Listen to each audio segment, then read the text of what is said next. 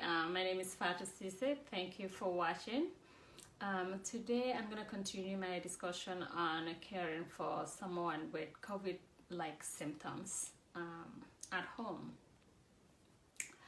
Now, like I mentioned in the previous video, there will be a lot of people who will be dealing with that as we have so many family caregivers in Wisconsin, over 500,000 of them, and now that number is going to actually increase significantly because people are going to find themselves in an unfamiliar territory. We already have experience in that, but what's going to happen is that last night I was communicating with a good friend of mine, and she was telling me how her schedule have quickly shifted because her dad, who is in a facility here in town, got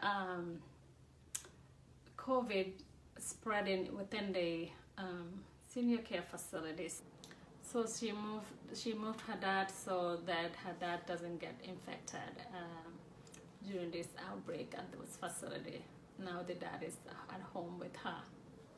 So very nice of the facility management to encourage families to get their people moved to homes if they're able to do that, and she took advantage of that and moved her dad. So her dad is currently with her. So which means people who have not been caregiving in a hands-on way, I consider her a caregiver because caregiving is not just hands-on, but there is more to it than that. But now she's having to actually move her dad to a home setting and will be ongoing dealing with that at home. So obviously the numbers are significantly going to increase as far as how much care is going to be delivered at home. This also means people who are not just elderly, but also people who are young and vibrant that become COVID victims will their family members will have to experience something of sort. So I would talk about things that to do when you have those people at home that you're caring for. So some of the things that we know about COVID symptoms, and I'm not going to go through all of it. I mean, most people know, and people who don't know would check this. And but specific to caring, things that are people need to pay attention to, I'm going to mention those. So, for instance, fever is one of those, and of course, running nose. And if you have fever, you're probably like also feeling sweaty type experience. And also diarrhea is one of those. So those four things, because there is a loss of body fluid that is also happening in the process, it will be significantly relevant for you to keep that individual hydrated. That means a lot of water drinking. I would say water. You could use other fluid, but water would be the best choice among them. I would also say they might not have the appetite to eat a lot, but soup would be a good one to have. Like, you can do a variety of soups. It's light, it's liquid, it's nutritious, so those will be very helpful for the individual. Isolate. I cannot say that enough. Isolate this individual.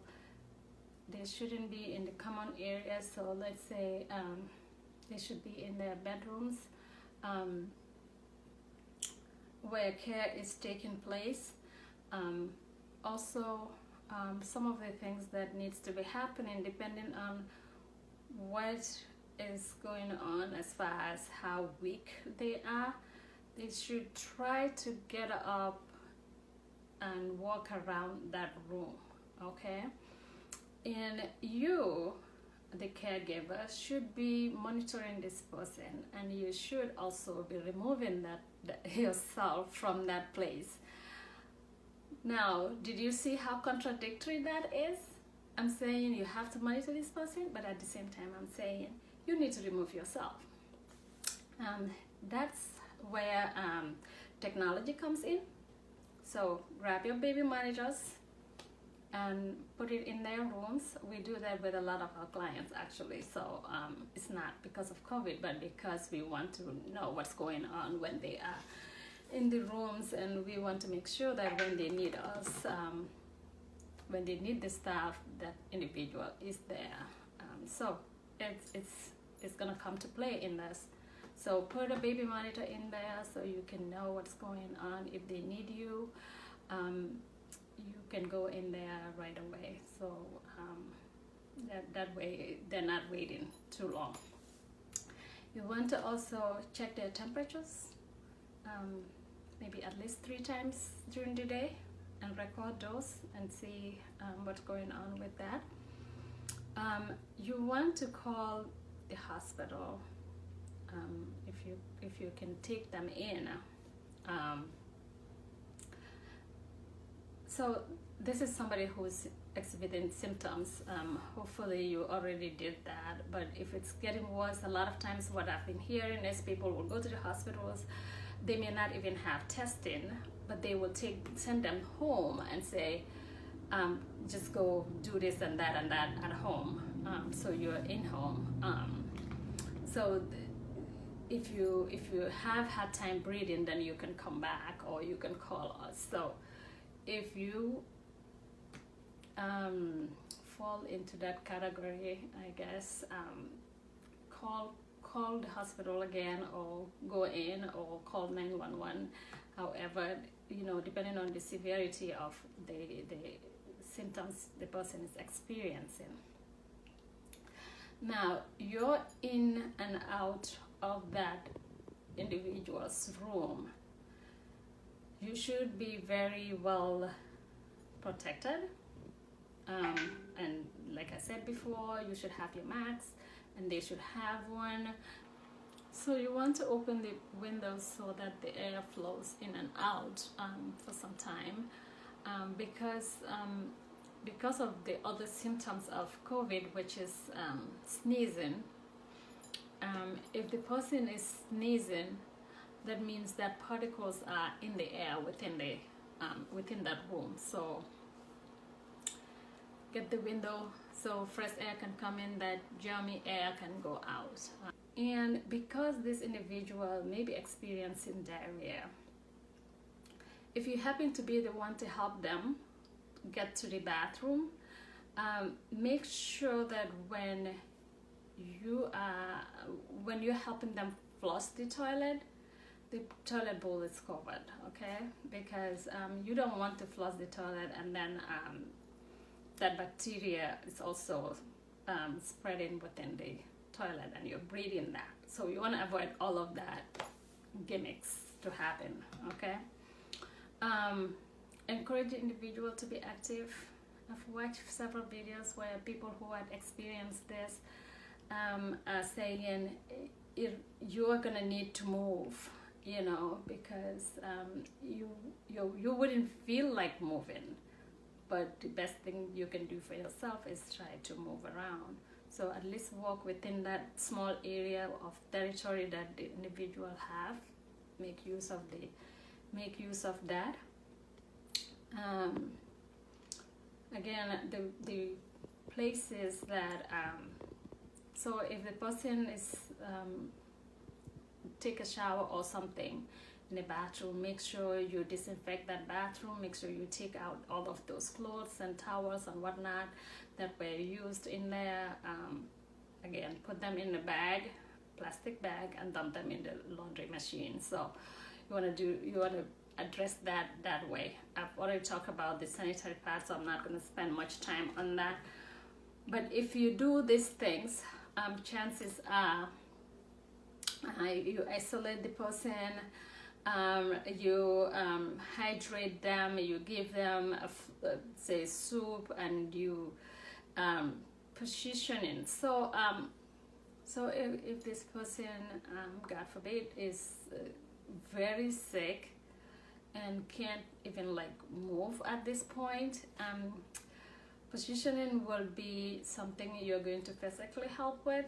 And usually what's recommended as far as positioning, because you don't want the person to be in one place for more than 2 hours or for a longer period of time. So on each of their sides is 2 hours. Okay, right side 2 hours, left side 2 hours.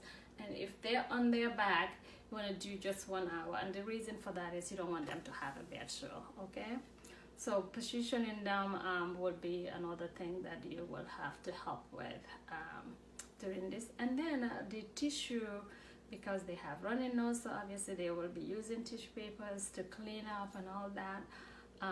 Please use gloves to clean that out, and also dispose them very safely so that it's not, you know what I mean, the germs is not getting out there. Okay, so these are my tips for caring for someone with COVID.